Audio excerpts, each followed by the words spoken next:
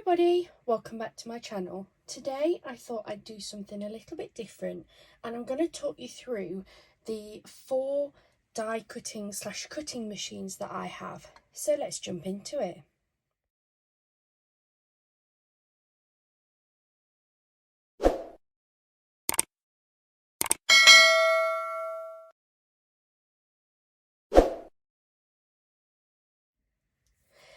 Hi everybody, welcome back to my channel. If you're new here, my name's Lauren and I run Made by Lauren M & Co. I have lots of different types of videos on my channel, from craft with me's to craft hauls, try with me's, and today I thought I would go through the die cutting machines that I use for my crafting. I started adding in some die cutting elements into some of my cards a few videos ago now, and since I did that I've been getting quite a few comments asking what die cutting machines I have, what I use them for, any that I would recommend. So I thought the easiest way is probably for me to show you the machines that I have. I'm going to start off with the biggest and work my way down in size. Purely because the bigger ones, I'm not really going to show you a lot on those, whereas the little one I'll be able to actually show you some things on there. So I do use them for a lot of different things. This first one that I'm going to show you is probably the most expensive I've got. I bought this a couple of years ago. I do apologise, it's quite heavy. I'm just going to pull you out a little bit. There we go. So this first machine that I have is called the Cricut Maker. I bought it a few years ago and I bought it primarily for my bow making. So as much as my channel so far has mainly shown card making and paper crafting, I do a lot of other crafts, like I'm sure many of you do as well. And one of those crafts that I do is I make hair bows and clips. I also make things like scrunchies, wristlets, reusable face wipes, jar openers, all sorts.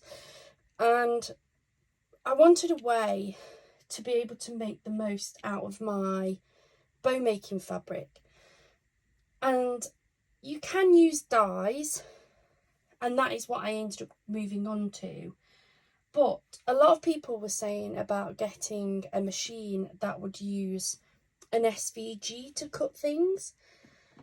So I found the Cricut Maker because it allows you to cut a lot of different materials. Now, I wasn't a huge fan of the way that this cut. It did cut the material, but to cut fabric, the recommended blade or attachment, and I've got a few here, is the rotary cutter.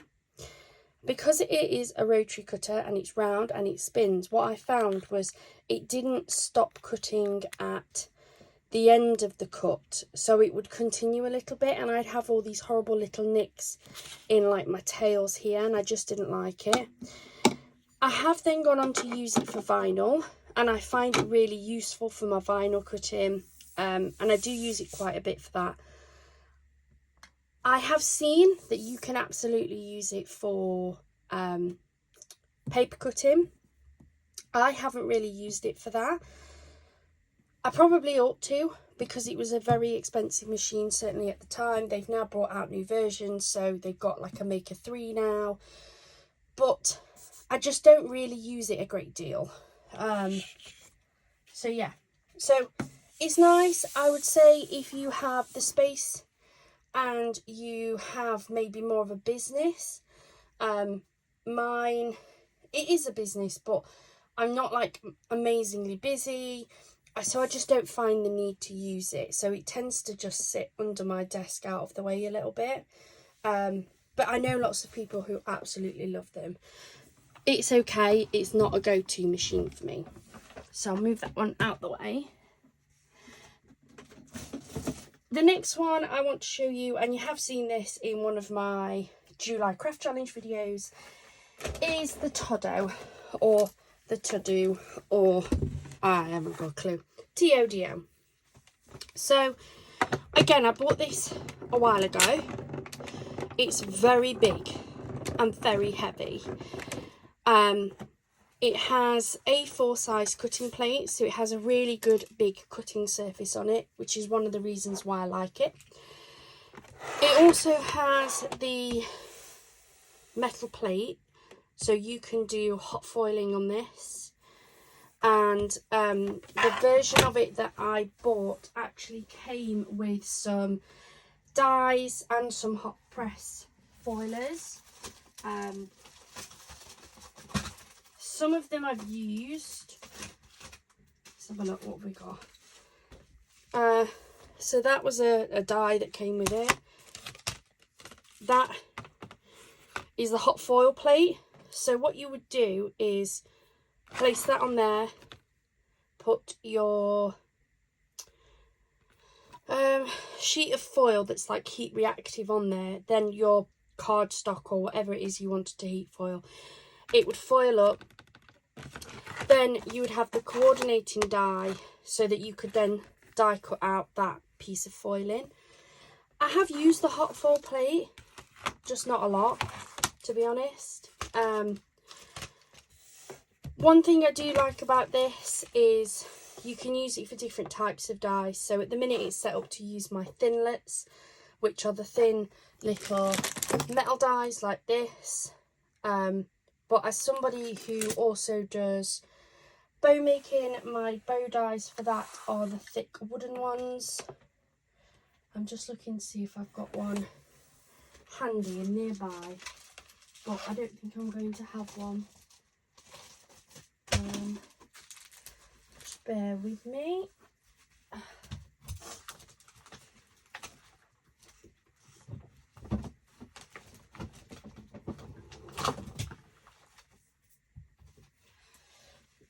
So this is one of the bow dies that I use, and it's one of the foam ones. So it has foam on here with your cutting blades in here in the grooves.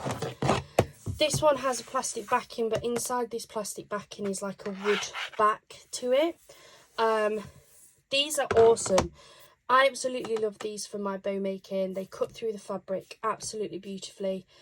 One thing to be wary of, don't press on here with your fingers, because you can go straight down to the blade, and it is a very, very sharp blade.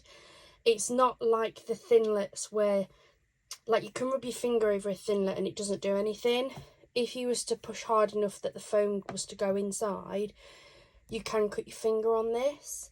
And as the dies get older, this foam backing becomes less bouncy, I guess. So it gets to the point where it doesn't actually bounce back up. And you can see the blades, so you just have to be very careful with those. But you can take this green plate off, and it's like hollow inside, so that can sit inside. You put one of your plates on top, and then you roll the runner across. That's what this machine is mainly used for, is for my bow dies. Another thing that I really like about this, which a lot of others don't have, and I'm just wheeling it into shot for you, is it has the pressure adjuster. So you can adjust how much pressure you need for your project by turning this dial, and it goes all the way up to 12.5, and it goes all the way around to 0.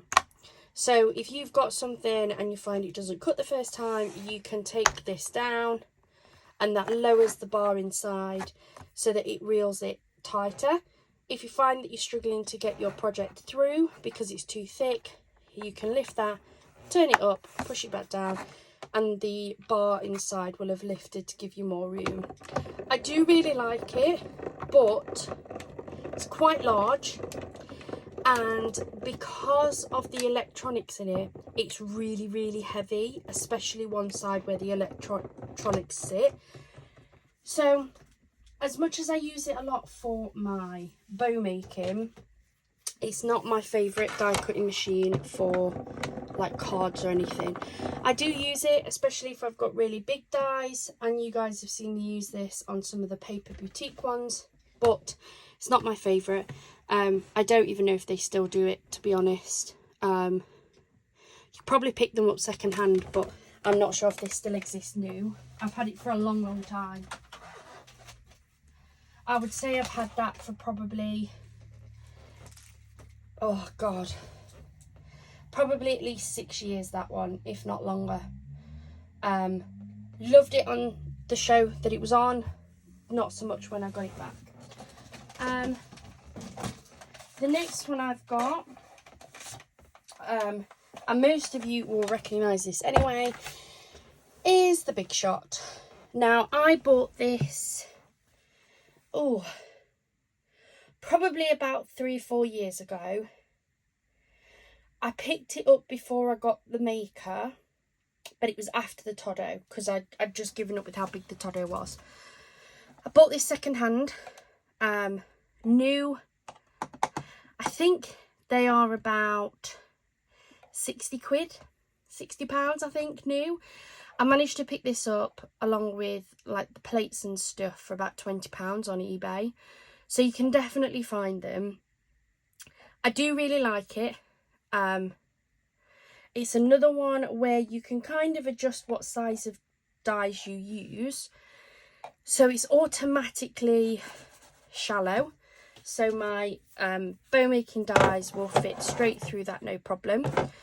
It did come with an adapter plate, which was essentially just a plastic plate that's as thick as this to allow you to use your thinlet dies on it. Now, I haven't used thinlet dies on this machine for at least 3 years, and to be totally honest with you, I'm not sure where I've put the thinlet adapter, because I always use it for my bow making dies if I'm making a single bow. It's in here somewhere, I just don't know where. But it is a really good machine. It's a lot lighter. I can pick this up with one hand, whereas the Todo I have to use 2 hands. You can see it doesn't take up as nearly as much space. You are limited to how wide your project is, but not necessarily how long it is, because you can get different size plates for this. Because the actual pieces run through the machine, as opposed to on the Todo where the pressure point rolls over it, you can buy the extended plates that are really quite long. I don't know if I've got one to show you. No, I can't see one instantly, but you can buy longer plates that run through it so that it gives you more length. But yeah, I do use it quite a bit. It's looking a bit tatty now, but while it still cuts my projects and works with the dies, I am not planning on replacing this anytime soon.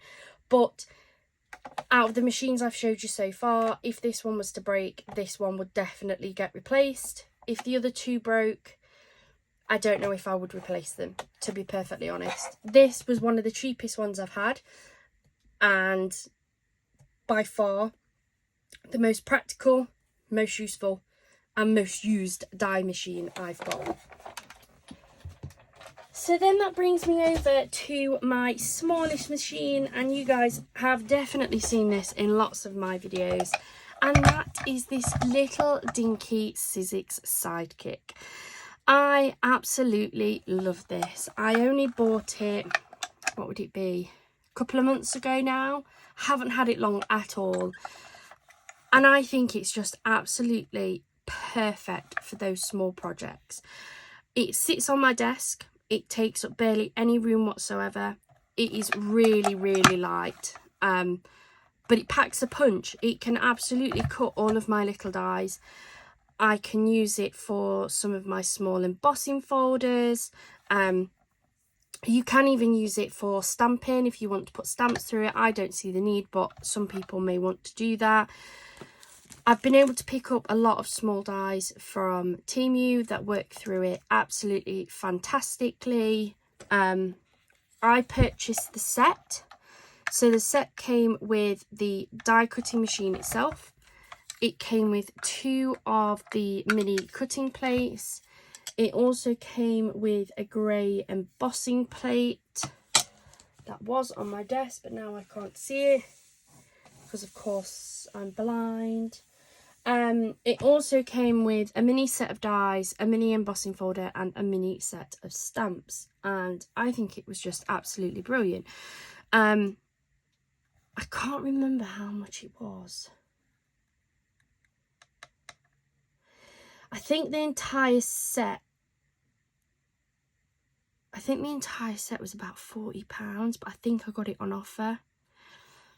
I can certainly have a look and put a link into one of them for this Sizzix Sidekick, because I honestly absolutely love it. If you haven't seen it in use, this one is the easiest one for me to show you how I do it. This isn't necessarily the absolute must-have way of doing it. I've seen lots of people use their die cutting machines in different ways. This is the way I find the easiest. I'm going to use one of these dies from Temu simply because this is on my desk. I know it fits through the machine and I've already taken off the little notches. So I use Hunky Dory low tack tape. You can use masking tape. You don't have to use any tape at all if you don't want to. I simply use this so that I know my die won't move when it gets in the die cutting machine. I'm just going to grab a piece of card from my scrap box. There we go. So this is a piece I used on one of the July challenges. I'm just going to cut a strip down. Fit that way? Yes, it will. Just going to cut a smaller strip. I try and get as close to the size of the die as I can so that I have less waste of my card material. Then, and I've seen this done lots of different ways. Some people put their die on and then they put the card on. I've always put my card down first, then I put my die on top. The reason being is if I am using a die and I want a specific part of my cardstock, let's say I've stamped an image and I have one of the coordinating dies, I want to know that I've attached that die and I've put that card in the right place. Doing it that way is so easy to be able to line it up to make sure you have the die and the cardstock in the right way. It also means that I can see if my die is not straight on the pattern. I can see if I want a specific element. So let's say I want to definitely include on this the aeroplane and the JFK tag. The other thing that I can do is double check the direction of my die. So if I was sticking this on my card, which side do I want my card to sit? Do I want to sit this on the right hand side or do I want to sit it on the left hand side? If I want to sit on the right hand side, that's absolutely fine, but if I want it on the left, I know that I need to turn that round to make sure that I get it right. That's why I do it this way. You don't have to, and if somebody is doing it the other way and you find that easier, that's absolutely fine. There's no right or wrong way around it. This is just the way I find easiest and makes most sense to me. I then take my low tack tape and I attach it. And all that's going to do is it's going to keep that die in place. And that can't move because it's attached. I use the low tack tape because I don't want it to pull off or damage the cardstock or paper or anything that I'm using in the back. And I don't just use my low tack tape once. I'm not wasteful. I have an entire roll here, but I can just keep reusing the same piece until it either rips, is too small, or just stops being sticky, and then I grab a new piece off. You then take another plate and sandwich it in between. I'm trying really hard to remember to keep one clear and cut free. You don't have to. You absolutely do not have to. There will get to be a point where this will be too cut that it won't be any good. So I will then swap it over and make this my cutting plate and this my top sandwich plate. The plates do expire. They get to the point where they become cracked. They can become too warped. I do have one here. This is one that I actually had for the big shot. And just simply because of the amount of wear that it went through, it cracked. I now use it as a hot glue plate because I'm not bothered if the glue sticks. My hot gun can sit on it, and if the glue gun runs and dribbles, it's only going to go on this plate. So yeah, I've repurposed it. It doesn't bother me that it's cracked. It does what I need it to do now as a hot gluing plate. But yes, they do become damaged and warped. You can buy replacements. You don't have to buy a brand new machine if that happens. You can buy branded or non-branded. I'm going to be honest, I've bought both. I didn't see a massive difference, apart from the fact that the non-branded were a hell of a lot cheaper. But you go for whatever you want. You can see it's quite bent. But yeah, something like this I tend to then repurpose for something else. They won't just shatter and break and be non-usable. So once you've got your sandwich, I'm going to pop this in the machine. Now I always push it just a little bit. You can see the handle moving. That means that I now know exactly which way I need to turn that handle. You don't have to. If you keep it in the same position, you'll just instantly remember. But sometimes I switch it round and then I forget which direction I need to go. It won't roll your plate if you turn it the other way. It's essentially like a big roll inside. So if I'm pushing it this way and I roll that way, it's not going to take that plate in. If I go that way, it will. So that's just run through the machine. You won't have heard a lot of noise because this has been used, but sometimes, certainly for your first couple of goes really on the machine, you will hear your plates cracking. It is completely normal. Please don't panic. I know it can be a little off-putting when you hear that noise, but it is totally normal. I then take off the low-tack tape, which has done no damage whatsoever to my piece of card. Take away the scraps, and then for this one, it's really easy. I just push it through that really big hole, and that has die cut that piece perfectly. If you was using a fuller die, so something like this, what you'll find is the die will have these little holes in the back. You just need to use something to poke that through. And I can show you that now. I've not used this die yet, so this will be a really good tester.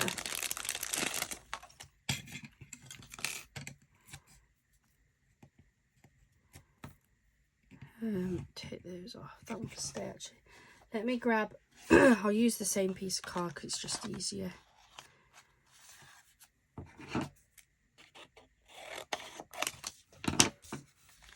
So again, pop that on my plate, use my low tack tape. I'm not bothered where that sits this time because this is just to show you how to use this particular die. Pop that through my machine.